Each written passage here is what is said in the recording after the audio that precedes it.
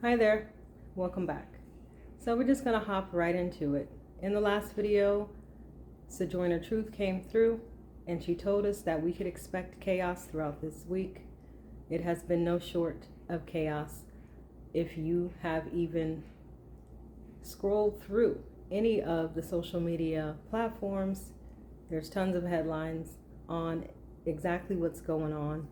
A lot of it, I feel, is show for the MAGA, for them to give him a pat on the back and say, oh yeah, he's doing exactly what he has planned to do. But nonetheless, families are terrified. Things look really rough and troublesome out there. A lot of the things that he's done, though, can't even actually be done without a process like taking us out of the World Health Organization, WHO, and rolling back the Civil Rights Act of 1964. Those things are not, plausible just by a signature. There's a process.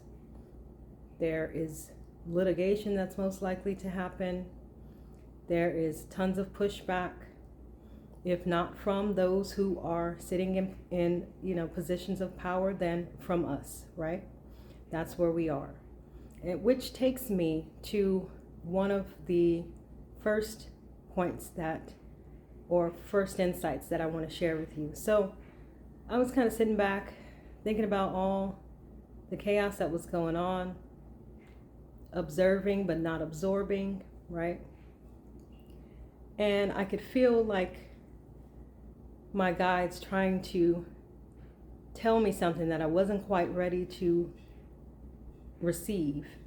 And long story short, the message was that, yeah, lots of MAGA and the diehard supporters and those that still believe that, they're going to get what they want, or this is a good idea to have him in office.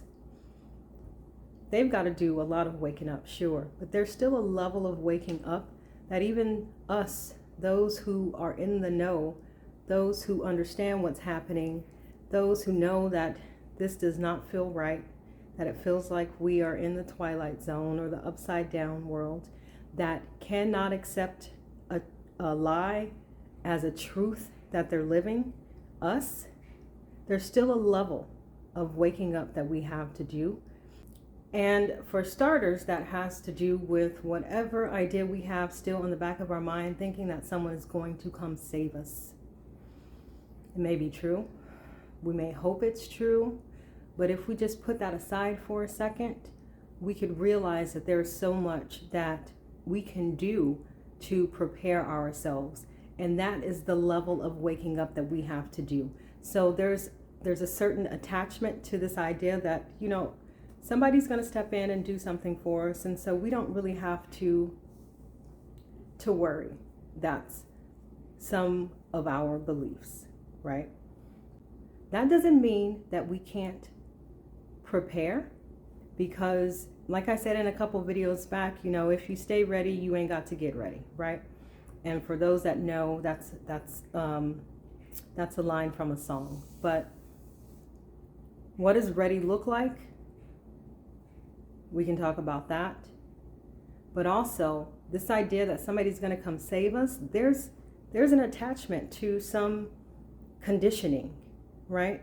That we need to be saved, and that we don't have agency, or that we are incapable of doing something to help ourselves. And it's a falsehood. It's not true.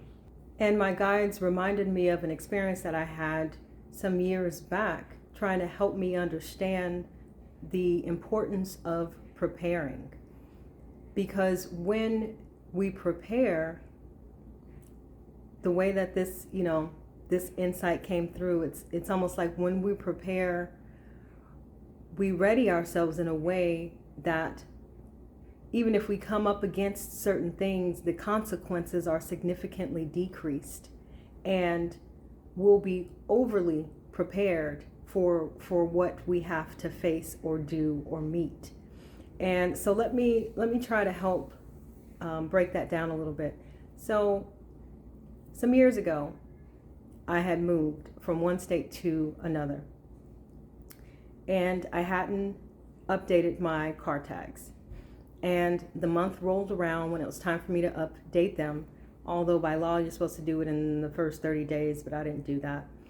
And I procrastinated on it.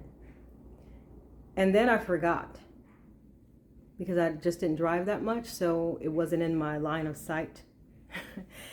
And when I remembered, it was so close to the date, like, I wouldn't physically get those tags in the mail until the date that I was supposed to have them on the car had already expired. And so I was like, oh shoot, I think tomorrow the tags are due. Let me pay now. And then I was thinking, oh well, they're going to, I'm not going to receive that sticker in time. They're going to show late on the back of the car as I'm driving around. And maybe I could just postpone it a little more and wait for my next payday and pay it out of that instead. Ridiculous. What is that? A ridiculous way of thinking about something and pushing off your responsibilities, right? But that's where I was. And so I distinctly heard no, because that significantly increases the amount of consequences that may be inflicted upon you by doing things that way. Sure, this sounds like common sense. But then that other piece of the puzzle was, and although, because I asked, I'm like, well, the tags are going to show that they're expired anyway. I'm going to be driving on the street with these tags that look like they are still expired, even if they're not. So how is that going to prevent me from being pulled over?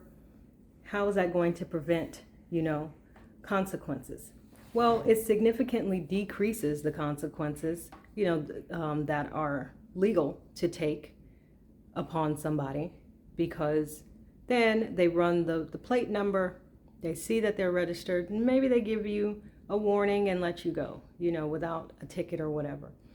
There's that layer of things.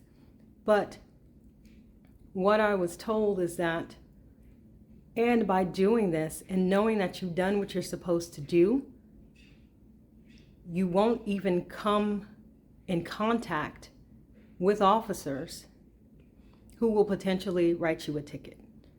It would almost be like, it was almost like this safety net. Well, I've already done what I needed to do, and then therefore energetically I wasn't aligning with the idea of being a target or the idea of attracting officers into my orbit to write me tickets. And so that's kind of where we are with this idea of preparing. We have to prepare in order to tamp down potential consequences, but also to relieve the pressure of aligning ourselves with with the things that we don't want, attracting those things that we don't want.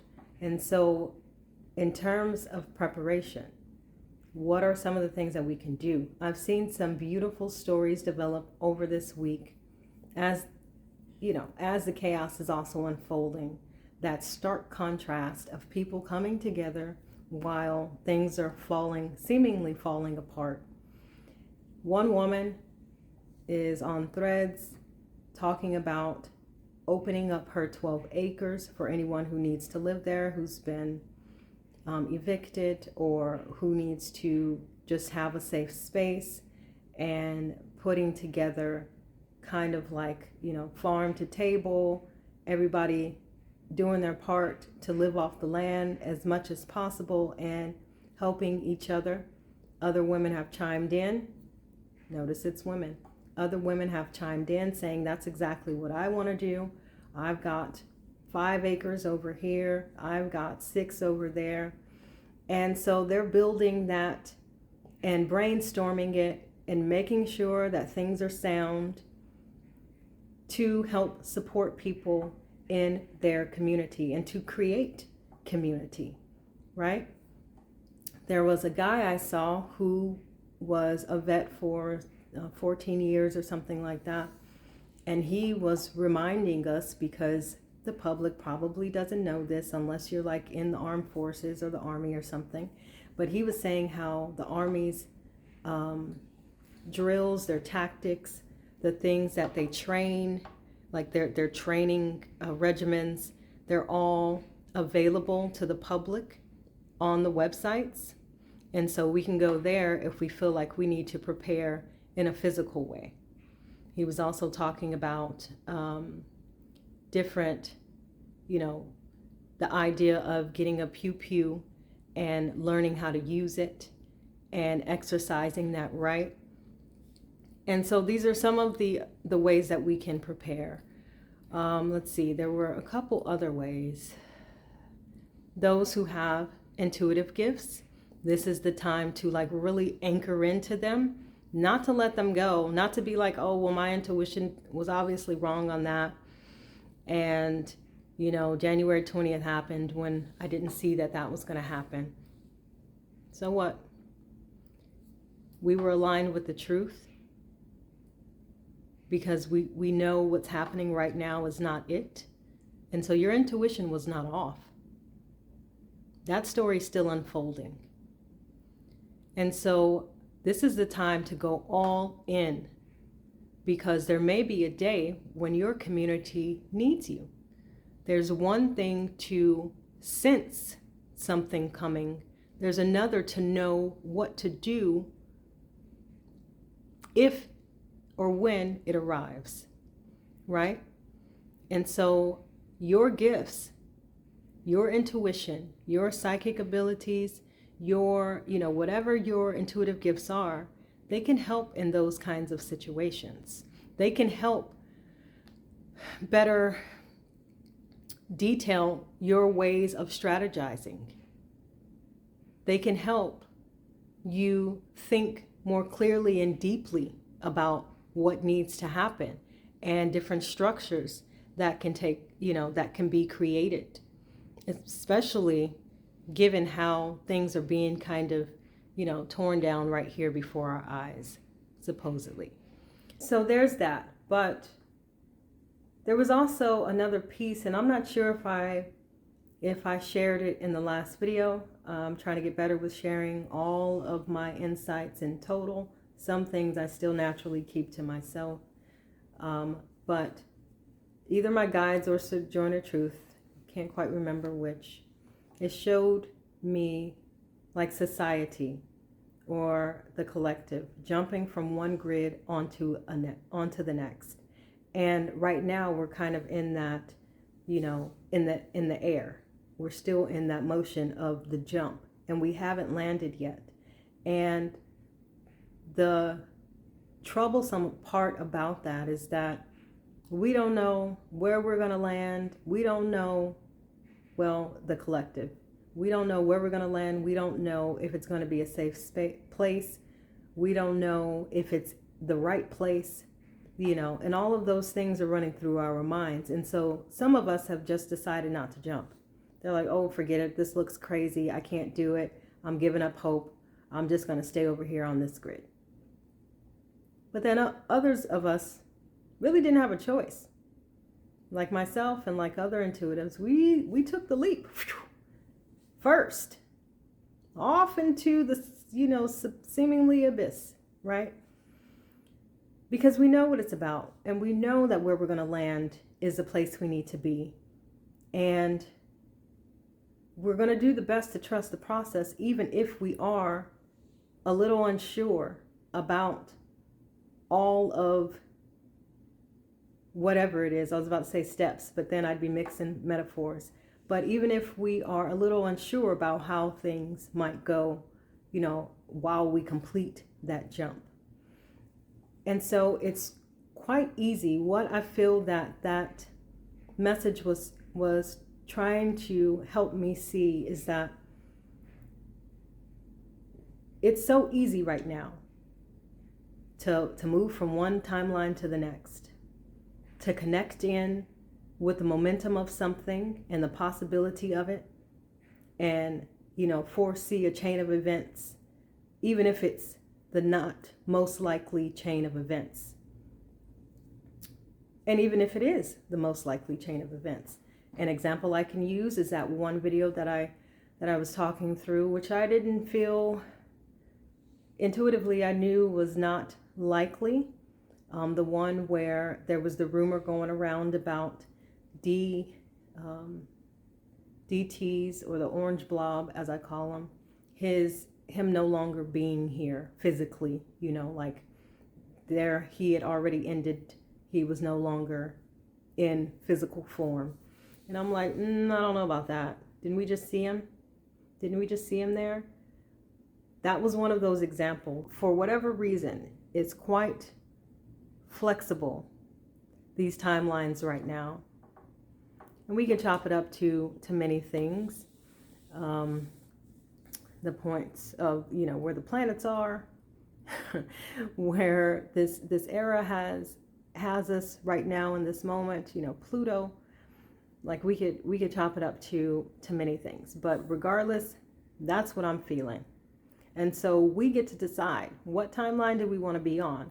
That's the beginning part of writing and creating our next story, as Sojourner Truth was talking to me about, and as I shared the best I could in that last video. Which takes me back to the idea of waking up. That is totally and completely within our control. That's where we need to put our energy and our focus. Not in the chaos, not in feeling fear, not in feeling defeated, not in feeling like we don't know what to do. Okay? And so ask yourself, between the last video that I watched, or that you watched, and this video as you're watching it right now, have you done anything to begin to think about that next step and what it needs to look like and be for yourself, and what community you need to sink in with and link up to in order to be stronger in numbers, right?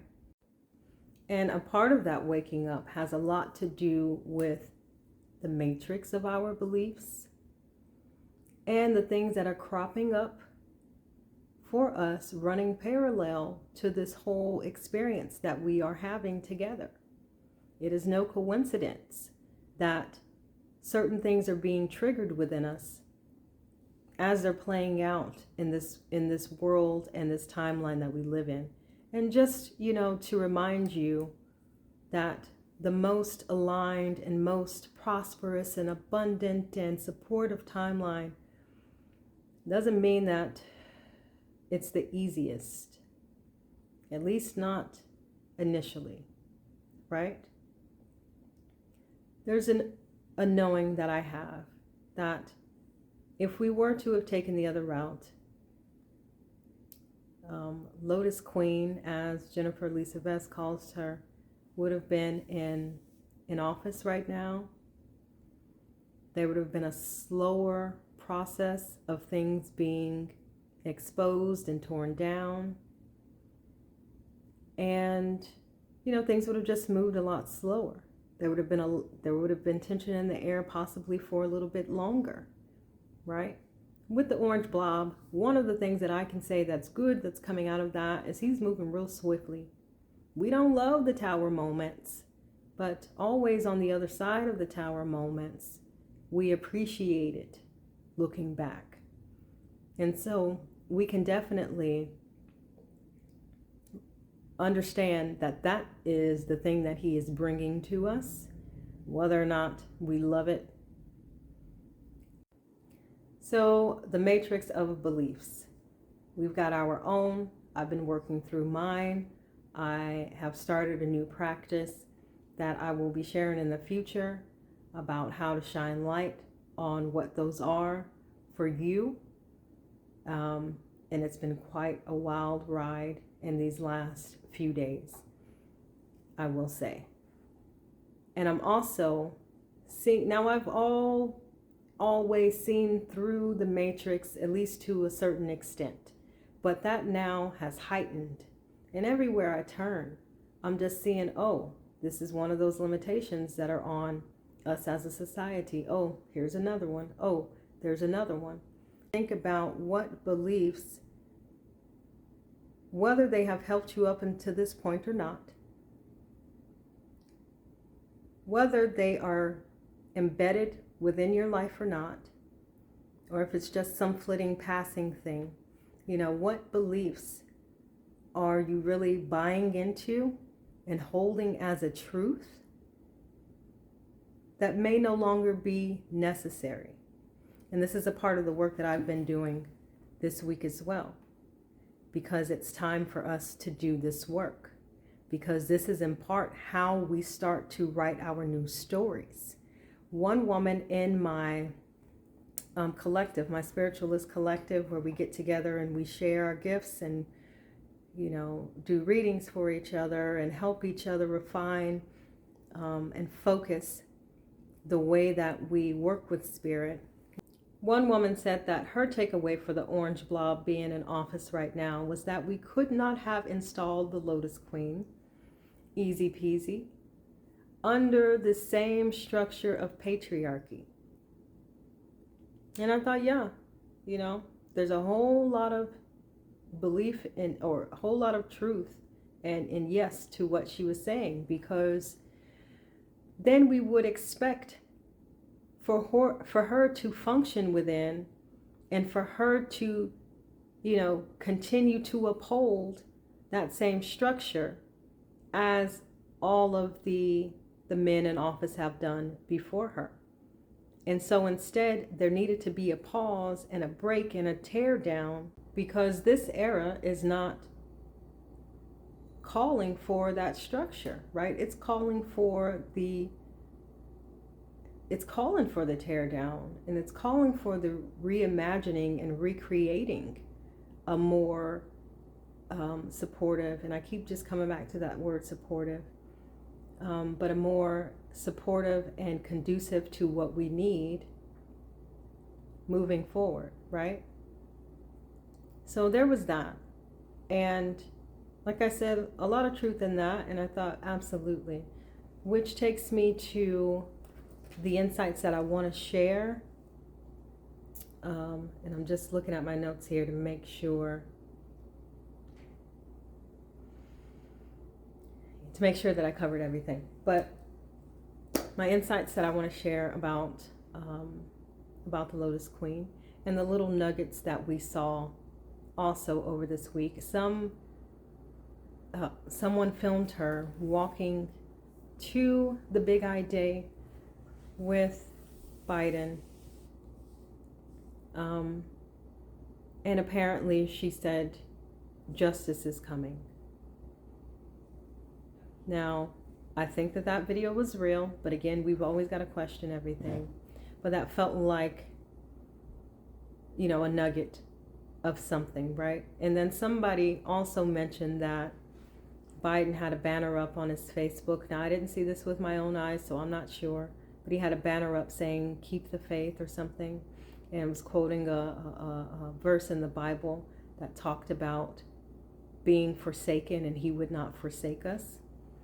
And I don't know if that's a new thing, but that video of her walking to the Big I Day was certainly a new thing. That's not happening every day, and hopefully will never happen again.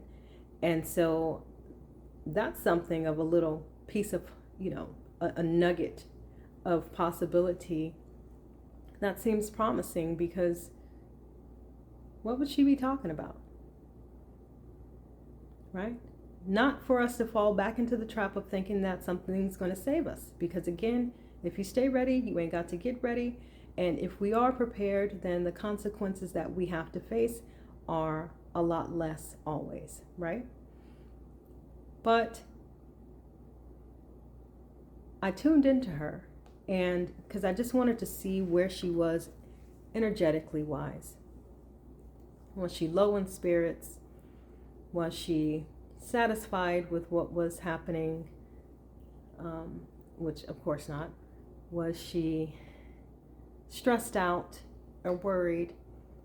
And I picked up like um, that tarot card that is the one about intuition and completely in the knowing. I've got not the Empress, but the High Priestess, the number 2 card. Sorry, I do a little dabbling with tarot, but I don't know it really well.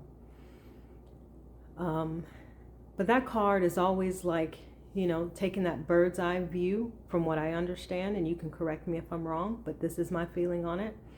Taking that bird's eye view to a situation, understanding it intuitively, understanding the next move, understanding, playing chess, right, instead of checkers kind of thing. And that is what her energy felt like to me. I saw an image of her sitting on the edge of what I assume is her bed, wrapped in this blanket and kind of staring out of these really big windows over the city. And I just heard, I can do more for the United States. I can do more for the American people. So I do not feel any kind of sense of defeat in that. I do still very much have hope that she will be in office, and that the orange blob's reign of terror is going to end soon-ish, whatever soon is for this energy. It doesn't feel like long off into the distance that we've got to deal with this. And that's the thing, because we can't deal with this long term. This can't be. We do not accept it, right? And that's where the preparation comes, for that just in case, But I will say the orange blob versus lotus queen, it almost feels just like a part of the story now. I mean, when we pull back and look at the larger picture of what's going on, it does feel very much like we are in the middle of the storm, and things are being exposed to us rapidly, and we've got to quickly make sense of it. We've got to understand the gravity of it, and we've got to resist and say no to it, like all in one fell swoop. And so it's quite a bit. And even that idea of the matrix of our beliefs, well, we are really being asked to question, for a lot of us, like the central foundational ideas of which we exist, to ask ourselves, how much do we really and truly believe it? There's always a process of letting go when we are evolving and we are ascending. And so this is quite, it's right on cue, but it's at a mass level, because we are all being called to do that at the same time. And so it's different. It's a precarious place and time that we are in, and there's no coincidence that Sojourner Truth was the one that came through. Like I said in the last video, she died during the 1880s, and so that was in that first 100 years or so that the United States had been founded. And in addition to that, parallel that it's drawing for us between then and now about what we really believe about, what's at the core of our values and beliefs that we want to take into the future with us. There's that other point on the spiral of the 1930s in Germany that's popping up for us, as well as many things that happened throughout the civil rights movement. So we're really being called to ask ourselves some deeper questions about what we want at the base and at that foundation of this new story that we're creating here. And we get to decide, not the clowns in office, regardless of what power they may seem to have. Their days are numbered. One way or the other, right? And so we get to decide, and we get to decide what we fight for. So, okay, that is all I have for you today. If you found anything helpful in this video, please hit the like and subscribe and set your notifications. And if you are deepening your intuitive and psychic abilities, there is a digital product that I finally completed there in the description. It is all about using objects of nature as a focal point for tuning into, just getting some practice, tuning into different energies, refining your skills, exploring what your skills are. And even if you're a practitioner, this may give you some additional practice with maybe working with objects of nature and the elements that you don't normally tune into. But okay, that is all for today. Stay hopeful, stay grounded. It ain't over till it's over, and I will see you next time. One more thing before I go. So I started what I call the Spiritualist Collective, and it's an online spiritual community of like-minded spiritual practitioners and seekers at varying stages of their development. And we get together once a week to connect and to build and to share our gifts and to grow. And recently I opened it up to the larger BIPOC community.